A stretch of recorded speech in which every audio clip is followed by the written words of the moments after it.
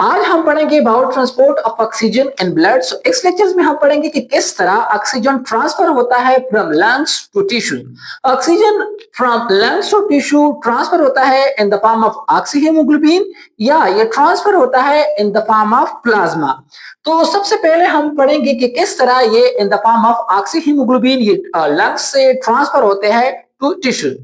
तो हमारे पास 97% ऑक्सीजन जो होते हैं वो ट्रांसफर होते हैं इन द फॉर्म ऑफ ऑक्सीहीमोग्लोबिन। देखिए हमारे पास आरबीसीज में हेमोग्लोबिन्स होते हैं और इस हेमोग्लोबिन के साथ ऑक्सीजन अटैच हो जाते हैं लंग्स में। वहां पर अटैचमेंट के बाद वो ट्रांसफर होते हैं टिश्यूज को। अब हमारे पास ऑक्सीजन के जो अटैचमेंट है हेमोग्लोबिन का वो कौन से चीजों पे सब्सटेंसेस पे डिपेंड करता है। देखिए हमारे पास जब पार्शियल प्रेशर ज्यादा होता है ऑक्सीजन का तो फिर ऑक्सीजन हेमोग्लोबिन के साथ बाइंड होता है। अब यहां पर ये डिपेंड करता है कि कितना हाई होगा पार्शियल प्रेशर ऑक्सीजन का और इसके अकॉर्डिंग ऑक्सीजन बाइंड होता है हेमोग्लोबिन के साथ। तो हेमोग्लोबिन एक हेमोग्लोबिन मॉलिक्यूल के साथ 4 ऑक्सीजन मॉलिक्यूल्स अटैच होते हैं। यहाँ पर एक स्पेसिफिक एंजाइम होता है, इनको हम कार्बनिक एनहाइड्रेज कहते हैं। इस कार्बनिक एनहाइड्रेज के प्रेजेंस में हेमोग्लोबिन के साथ 4 ऑक्सीजन मॉलिक्यूल्स अटैच हो जाते हैं। फिर हेमोग्लोबिन इस 4 मॉलिक्यूल्स को अटैचमेंट के बाद इनको कैरी करता है टुवर्ड्स टिश्यू। यहां पर ये अटैचमेंट लंग्स में होता है।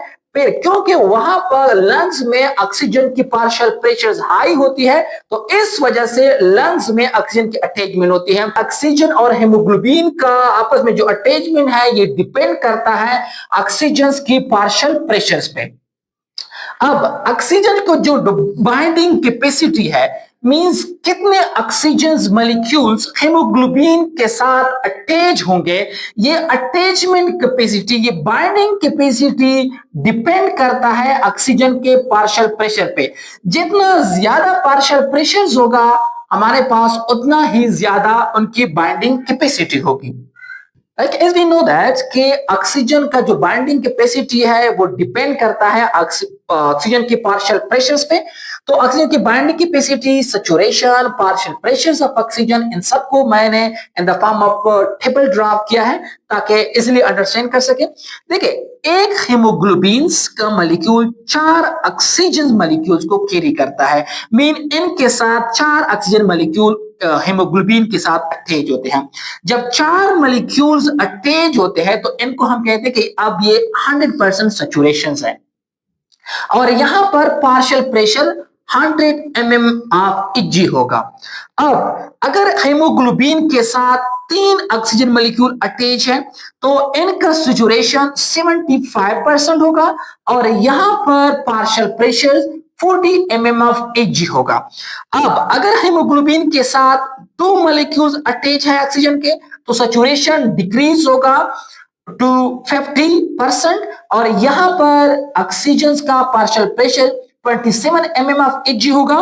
अगर हेमोग्लोबिन के साथ एक ऑक्सीजन मॉलिक्यूल अटैच है तो इनका सैचुरेशन 25% होगा और इनका partial pressure 50 mm of Hg होगा। देखिए यहां पर ये जो सैचुरेशन है पहले 100% था, फिर 25, फिर 50, फिर 25। ये सैचुरेशन डिपेंड करता है ऑक्सीजन की पार्शियल प्रेशर पे। जब यहां पर देखिए यहां पर 100 mm of Hg partial pressure है ऑक्सीजन का और सैचुरेशन 100% है। यहां पर ये डिक्रीज होता है 40 को तो यहां पर हमारे पास सैचुरेशन भी डिक्रीज हो गया है। यहां पर 27 को आ चुका है तो यहां पर सैचुरेशन 50 को आ चुका है। यहां पर 50 को डिक्रीज हो चुका है पार्शियल प्रेशर ऑफ ऑक्सीजन तो यहां पर सैचुरेशन भी कम हो गया है टू 25%। तो हमारे पास ये जो सैचुरेशन है, सैचुरेशन का मतलब ये जो ऑक्सीजन का अटैचमेंट है हेमोग्लोबिन मॉलिक्यूल के साथ ये डिपेंड करता है ऑक्सीजन की पार्शियल प्रेशर्स पे। अच्छा हमने पढ़ा कि ऑक्सीजन का पार्शियल प्रेशर डिपेंड करता है सैचुरेशन पे। अब इस graph in the form of graph हम इनको समझते हैं। देखिए हमारे पास ये पार्शियल प्रेशर है ऑक्सीजन का, सबसे ज्यादा पार्शियल प्रेशर ऑक्सीजन का लंग्स में होता है। और जब पार्शियल प्रेशर ज्यादा होगा तो सैचुरेशन भी ज्यादा होगा, तो लंग्स में सबसे ज्यादा पार्शियल प्रेशर होता है तो सैचुरेशन भी इसके अकॉर्डिंग होता है। तो partial pressure 100% 100 mm of Ag है, सैचुरेशन भी 100% है। हमारे पास देखिए 100% सैचुरेशन है, इसका मतलब यह है कि 4 ऑक्सीजन अटैच है हेमोग्लोबिन के साथ। और हमारे पास PO2 कितना है, PO2 हमारे पास 100 mm ऑफ Ag है, क्योंकि PO2 जब ज्यादा होंगे तो सैचुरेशन भी ज्यादा होगा। अब नेक्स्ट हमारे पास जब यहाँ पे PO2 डिक्रीज हुआ 40 को, तो इसके साथ सैचुरेशन भी 75 को डिक्रीज हुआ। देखिए सैचुरेशन जब 75% होता है तो 3 ऑक्सीजन एटम अटैच होते हैं हेमोग्लोबिन के साथ, और partial pressure 40 mm of Ag होता है। देखिए जब पहले हमारे पास 100 mm ऑफ Ag था, सैचुरेशन भी 100% था, 4 ऑक्सीजन मॉलिक्यूल अटैच थे। अब ये 40 को आ चुका है और ये सैचुरेशन भी डिक्रीज हो चुका है। अब नेक्स्ट अगर हम देखें तो यहां पर ऑक्सीजन का पार्शियल प्रेशर 27 है, 27 mm ऑफ Ag, और यहां पर सैचुरेशन हमारे पास 50 है।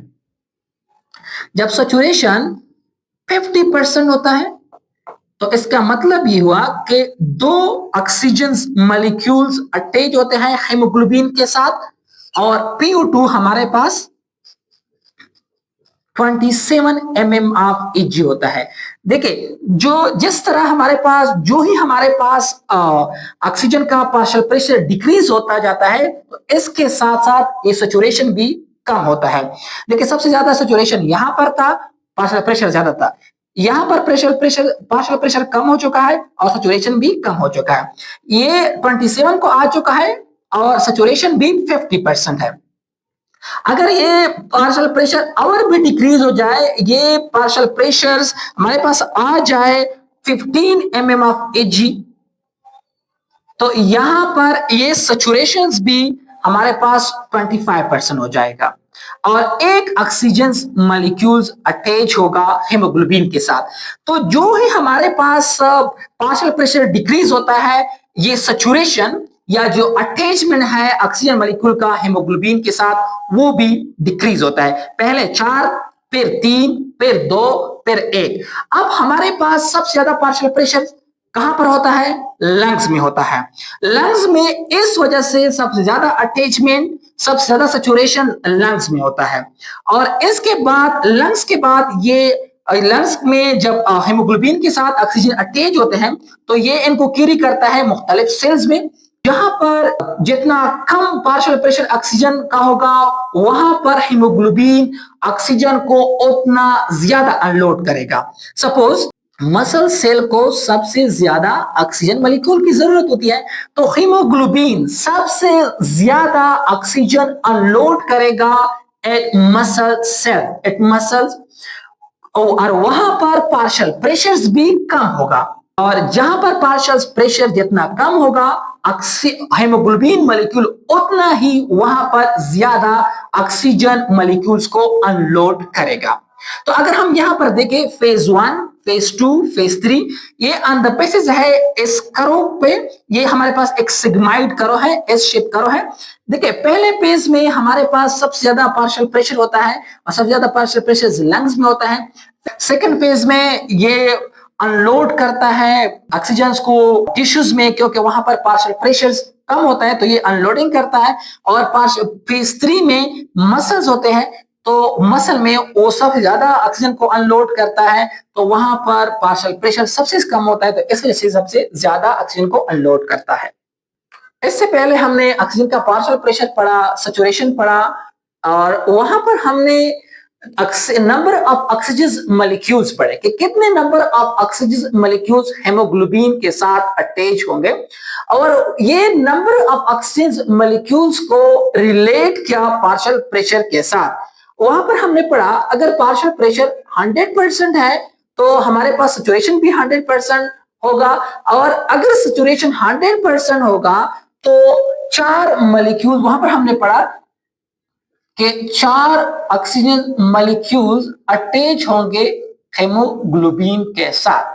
तो वहां पर हमने नंबर्स ऑफ ऑक्सीजन मॉलिक्यूल्स की बात की, लेकिन यहां पर हम बात करेंगे ऑक्सीजन की अमाउंट की इन the form of ml, means कि ये हम ml में काउंट करेंगे और ये ml होगा। यहां पर हमने लिखा है कि amount of O2 19.4 ml O2, ये आउट ऑफ 100 ml होगा।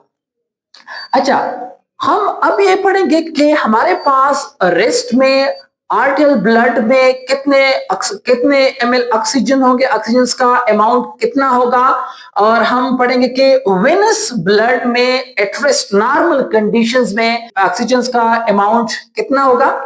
तो सबसे पहले देखते हैं कि एट रेस्ट आर्टियल ब्लड में 100 ml ऑफ ब्लड्स की बात करें, अगर हमारे पास पार्शियल प्रेशर होगा 95 mm ऑफ Eg, तो सैचुरेशन 97% होगा और ऑक्सीजन का अमाउंट 19.4 ml O2 होगा।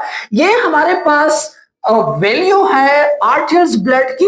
ये हमारे पास नॉर्मल कंडीशंस में, एट रेस्ट कंडीशंस में, अगर एक्सरसाइज ना हो उस कंडीशन में ये वैल्यू है। अगर हम मैक्सिमम वैल्यू को कंसीडर करें, आइडियल कंडीशंस को कंसीडर करें, तो ये हमारे पास 20 ml O2 होगा और ये सैचुरेशन 100% होगा और हमारे पास PO2 भी 100 mm ऑफ Eg होगा। लेकिन हमारे पास ये मोस्टली पॉसिबल नहीं होता क्योंकि 100 mm ऑफ Eg पॉसिबल नहीं है और सिचुएशन भी पॉसिबल नहीं है। तो हमारे पास नॉर्मल जो है वो है 95 mm of Eg partial pressure होगा, तो सैचुरेशन 97 होगा और हमारे पास जो अमाउंट ऑफ ऑक्सीजन होगा वो 19.4 ml O2 होगा। इसके बाद है वेनस ब्लड। अभी हम बात करेंगे 100 ml ऑफ वेनस ब्लड की। देखिए, जब हमारे पास PO2 40 mm ऑफ Eg होगा तो सैचुरेशन 75% होगा। यहां पर amount of oxygen 14.4 ml O2 होगा। क्यों होगा? क्योंकि ऑलरेडी हमारे पास oxygen, partial pressure of oxygen decrease हो चुका है, तो हमारे पास सैचुरेशन भी डिक्रीज होगा। क्योंकि हमने पढ़ा था कि जो पार्शियल प्रेशर्स है वो डायरेक्टली प्रोपोर्शनल है with binding of oxygen with haemoglobin, कि जितना हाई पार्शियल प्रेशर होगा उतना ज्यादा अटैचमेंट होगा ऑक्सीजन का हेमोग्लोबिन मॉलिक्यूल के साथ। अच्छा, यहां पर ये आर्टियल ब्लड है, आर्टियल ब्लड में 19.4 ml O2 है और ये हमारे पास वेनस ब्लड है 14.4 ml O2। अच्छा, अब ये ब्लड जो है कितना हाउ मच अमाउंट ये टिश्यूज को देगा। देखिए, एक्सट्रैक्टेड बाय टिश्यू कितने ml ऑक्सीजन को हासिल करेंगे। आर्टियल ब्लड हमारे पास 19.4 ml है और वेनस ब्लड 14.4 ml O2 है। तो सबसे पहले हमारे पास यहां पर हेमोग्लोबिन की ऑक्सीजनेशन होती है। हेमोग्लोबिन के साथ ऑक्सीजन कंबाइन होता है, अटैच होता है। देखिए, ये हमारे पास लंग्स है, तो सबसे पहले लंग्स में ऑक्सीजन अटैच होते हैं हेमोग्लोबिन के साथ। तो यहां पर हेमोग्लोबिन अटैचमेंट के बाद ये लंग से हार्ट को चला जाता है, ये ऑक्सीजनेटेड ब्लड, और हार्ट से फिर सारे बॉडी को जाता है, कंप्लीट बॉडी को जाते हैं। अच्छा, यहां पर हार्ट के बाद ये यहां आ जाता है, ये जो टिश्यूज है यहां पर आते हैं। तो यहां पर टिश्यूज एक्सट्रैक्ट करते हैं ऑक्सीजन मॉलिक्यूल्स को, क्योंकि टिश्यू को ऑक्सीजन की जरूरत होती है। वहां पर जो सेल होते हैं वो उसको ऑक्सीजन की जरूरत होती है फॉर रिस्पायरेशन। टिश्यू ऑक्सीजन हासिल करने के बाद यहां पर जो वेन्स होता है, फिर ब्लड वेन में ट्रांसफर होता है और यहां पर जो कंसंट्रेशन होता है ऑक्सीजन का वो 14.4 ml O2 है। यहां पर 19 है, यहां पर 14.4 है, लेकिन ये वैल्यू कम क्यों हो गया? ये वैल्यू कम इस वजह से हुआ क्योंकि यहां पर जो टिश्यूज थे उसने ऑक्सीजन को एक्सट्रैक्ट किया। तो यहाँ पर इस वेन में ये यहाँ पर जो ऑक्सीजन का कंसंट्रेशन होगा वो 14.4 ml O2 होगा। फिर वेन से फिर हार्ट को जाएगा ये ब्लड और फिर लंग्स को जाएगा। फिर लंग्स में फिर से ये ऑक्सीजनेटेड होगा, फिर हार्ट को जाएगा। मींस ये सर्कुलेट होगा एक साइकिल्स के फॉर्म में।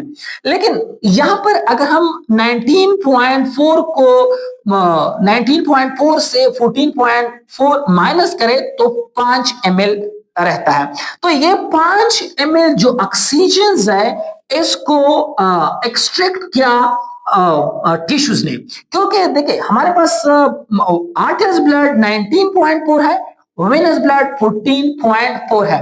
तो ये बीच में से ऑक्सीजन कहां चला गया? ये बीच में से जो ऑक्सीजन है उसको एक्सट्रैक्ट किया बाय टिश्यू या बाय सेल, क्योंकि इसको जरूरत होती है फॉर रिस्पायरेशन। तो हमारे पास इस रिजल्ट 5 ml ऑक्सीजन जो है वो ट्रांसफर होता है टिश्यूज को। अच्छा, ये हमने पढ़ा एटरेस्ट में ये वैल्यू होते हैं और हमारे पास कितने परसेंट कितने अमाउंट्स ऑक्सीजन ट्रांसफर होता है टिश्यूज को। अब हम पढ़ते हैं ड्यूरिंग एक्सरसाइज के दौरान आर्टरीज ब्लड्स का अमाउंट वही होता है जिस तरह यहां पर था। देखिए यहां पर पार्शियल प्रेशर 95 mmHg है और सैचुरेशन 97% है और amount of oxygen 19.4 ml O2 है।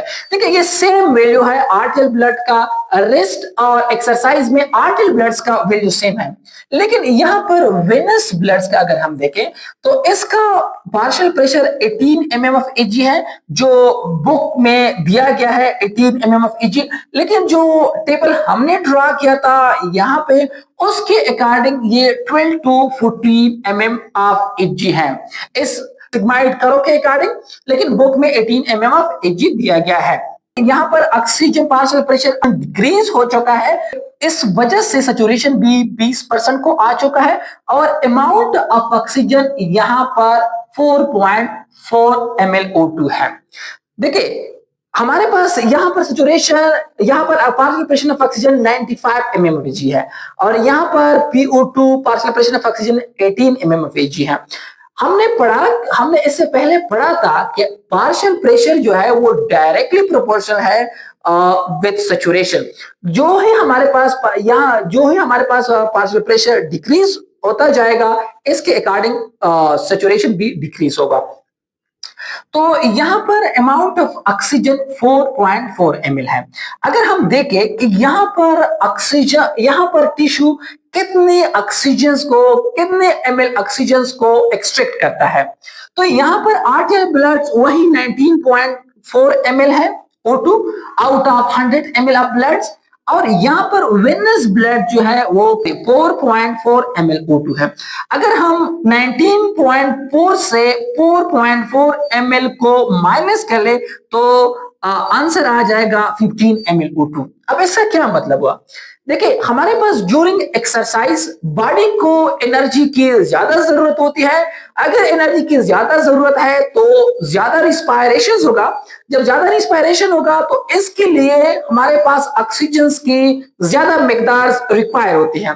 तो इस वजह से हमारे पास during exercise tissue 15 ml of oxygen को एक्सट्रैक्ट करते हैं।